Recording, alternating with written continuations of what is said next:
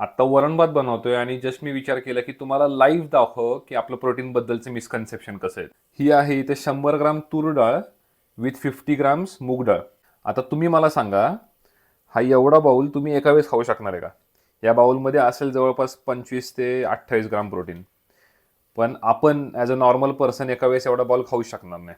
त्यामुळे मी इथे 100 ग्राम टोफू घेतलंय, जेणेकरून माझं प्रोटीन इंटेक या टोफूमधून कंप्लीट होऊन जाईल. म्हणजेच काय, तर मी माझ्या प्रोटीन इंटेकसाठी फक्त वरणावर डिपेंड नाहीये, तर मी साईडला टोफू पण घेतलेला आहे. त्यामुळे होतं काय की मला टोफूमधून ॲटलिस्ट 20 टू 25 ग्राम्स प्रोटीन मिळतं आणि प्लस वरणाचे जवळपास मी कॅल्क्युलेट करेल की 10 ग्राम प्रोटीन वगैरे असे 30-35 ग्राम प्रोटीन मी जवळपास खातो एका वेळेस. तर तुमच्यासाठी हे लाईव्ह एक्झाम्पल होतं समोर की तुमचा प्रोटीन इंटेक तुम्ही इंडियन फूडमधून का कम्प्लीट करू शकत नाही. त्यामुळे नेक्स्ट टाइम पासून नक्की कुठलं तरी हाय प्रोटीन आयटम तुमच्या इंडियन फूड सोबत खायला विसरू नका आणि ही रील तुमच्या मित्रमैत्रिणींना फॉरवर्ड करा.